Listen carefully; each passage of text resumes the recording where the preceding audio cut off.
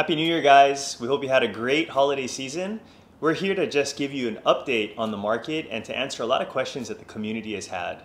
Why don't we start with a market recap, and you can bring us up to date on what the market's been doing. So 2022 was bizarre because we came out of COVID and we were coming off of a run of 3 years of crazy growth. And this is across the nation, especially in Hawaii. A lot of people actually were trying to buy second homes in Hawaii because everyone was able to work remotely. Statistics show that from 2020 to 2022, the median single family home price actually rose like 33%. And for condos, it rose 17%. That 33% rise in median prices occurred from 2010 through 2020. So in the previous decade, it rose the same as the amount of time during COVID, which is pretty crazy to us. Fast forward to springtime of 2022, federal government decided that they saw a problem with the market with inflation, and they decided to raise interest rates. Rates start bumping up from 3 to 4 to 5%. We even hit like 7.5%, kind of like slowed things down a lot for prices. But for activity, the number of sales dropped significantly, at least by 50% in Hawaii alone. And so the market came to a screeching halt in 2022. And here we are today, where the rates have come back down a little bit from where they were third, fourth quarter of last year, but we're still at about 6%-ish now. Great. And what do you forecast the prices and interest rates doing in 2023? So as a result of these higher interest rates, prices will naturally taper off, get softer, because it's a lot more expensive for people to borrow money and their monthly payment goes up a whole lot. And so they're not going to pay as much to sellers on properties. And so, with a decrease of demand, the prices will come down with it. And with interest rates, it all kind of depends on what inflation does. But my prediction is that they're going to remain pretty flat this year. At the end of last year, people were predicting that they would go up even higher, maybe between the 8 and 10% range. But in the recent weeks, we've actually seen the growth of inflation slow down. So if we continue to slow down inflation, I think the government will decide that they don't have to raise rates as much. And so as a result, I think that the market should be pretty stable this year. Kind of soft, kind of flat, but we're not going to see a huge increase. I don't think we're going to see a crash. If the rates do drop, let's say below 5%, we're going to be in another low interest rate environment. It's just going to create demand. And then I think that prices will stabilize, get stronger, and you might even see things kind of start to uptick a little bit again. Thank you, James, for that. Jenna, what do you think the market looks like competition-wise this year versus last year? Bid-up statistics are a great indicator of competition. So when we compare December of 2021 versus December of 2022, the single-family homes that sold over asking price declined by 73% and condos declined by 68%.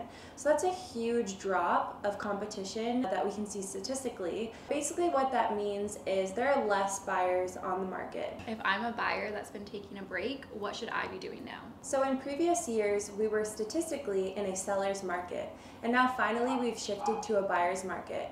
So if you're a buyer that's been waiting on the sidelines because last year's market was discouraging, now's the time to jump back into the market, take advantage of the seller flexibility that we haven't seen in years, and get your feet wet again in this market that can really be in your favor. Whether it's a price reduction or a credit to buy down your interest rate, you really want to work with your lender to figure out what will work best for you to get the lowest monthly payment and the lowest overall cost. If I'm a brand new buyer that just is getting started into the market, is there certain steps I should take? If you're a brand new buyer in this market, I think it's a lot better for you than if you were a brand new buyer in 2021 or 2022, where there would be 40 offers on a property and even your best offer might not win.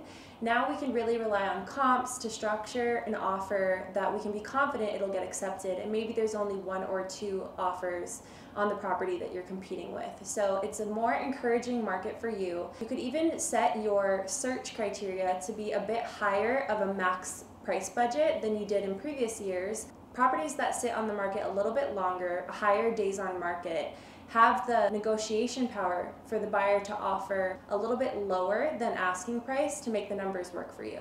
In comparison to previous years when there were lots of bid ups, you wanted to set your price max at actually lower than what you could afford, because 9 out of 10 times you had to go over asking in order for your offer to get accepted.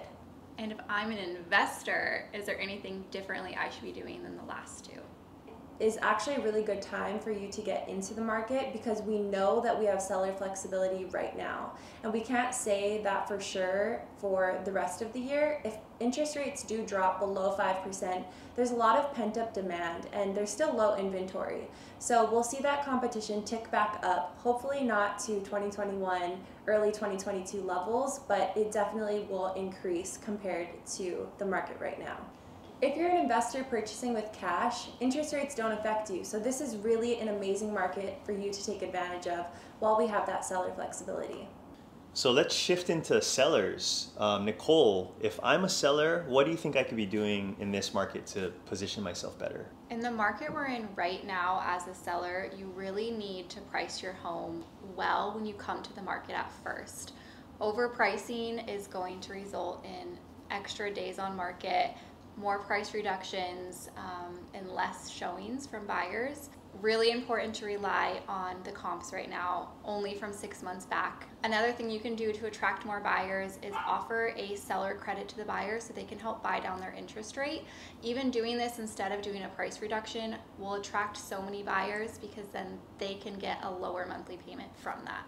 The way you present it to the market when it first hits the market is so important. You want it to look almost picture perfect, as most buyers are looking online, so it has to catch their eye when they first see it in order for them to even come and look at it in person. Another good strategy when listing your home is do little upgrades here and there along the way. If you can do a fresh coat of paint throughout or update a bathroom, that will just help grab attention, especially in this market where buyers don't have the extra finances to come in and redo an entire property. So have it turnkey is huge. Compass Concierge is a zero interest program and they pay for it up front and then you refund them back at closing. So anything that you do to your property through the program, it's no interest. You're not gonna pay for it before you close, and then it just gets pulled out of your net proceeds at the end. Just remember, everybody's situation is very different, so it's difficult to give one piece of advice that applies to all. Give us a call and let us sit down with you to custom tailor a game plan for you. Thanks for watching.